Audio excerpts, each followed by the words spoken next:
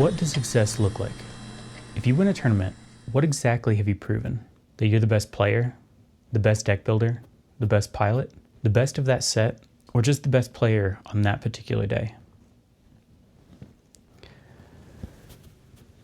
Most players assume tournaments exist to discover the best player.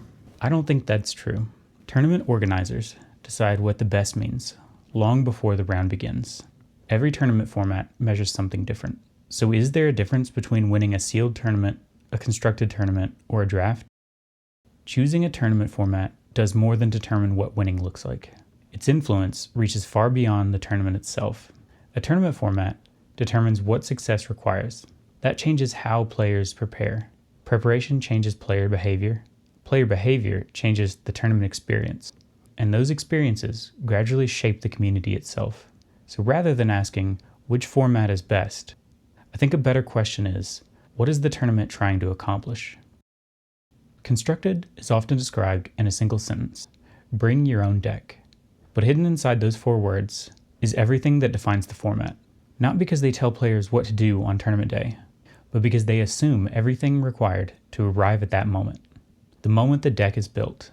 By that time, much of the competition has already taken place, a process that began weeks or even months earlier. Players test ideas, study the metagame, learn difficult matchups. The goal is no longer to learn what a deck does. The goal becomes understanding what it can do. The obvious lines of play become instinct. The unusual interactions become familiar. The rare edge cases, the situations that only appear after dozens of games, become part of the player's intuition. Tournament day becomes an opportunity to demonstrate that mastery. That isn't an accidental coincidence of constructed. It's one of the things the format rewards. But bring your own deck contains another assumption. It never says which deck.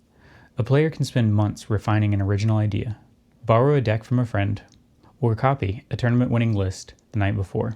The format allows all of them. That flexibility dramatically lowers the barrier to participation. The choices a format encourage don't end with the individual player. They begin influencing the behavior of the entire community. Successful ideas become recognizable archetypes, and communities begin giving them names. This creates an unexpected form of accessibility. Constructed becomes easier to follow. A spectator rarely needs to recognize every card being played. Recognizing the archetype is often enough to understand the larger strategic conversation taking place. Commentators gain immediate context. Experienced players understand the matchup. Newer players gradually learn the language of the format by watching. Bring your own deck doesn't tell players how to participate. It quietly tells them what they should spend months becoming good at. What is draft? You don't begin by explaining the game. You begin by explaining everything that has to happen before you draw your first hand. It begins with procedure. Draft isn't a single competition. Each stage asks players to solve a different problem. Success doesn't come from excelling at only one of them. It comes from navigating all of them. That also changes the nature of preparation. Players still prepare extensively before tournament day, but they aren't preparing to master a single deck. They're preparing to understand an entire environment. Draft rewards breadth of knowledge. By tournament day, evaluating individual cards should require very little conscious effort.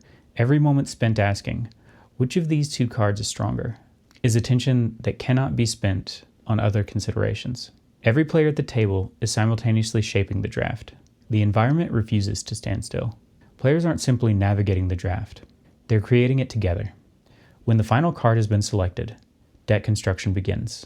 Cards that look mediocre become essential. Powerful cards may be left behind because the surrounding strategy never materialized. The first game marks the beginning of the tournament's final act. Your deck is the consequence of every decision made during the draft. The tournament has grown longer because the competition itself has grown longer.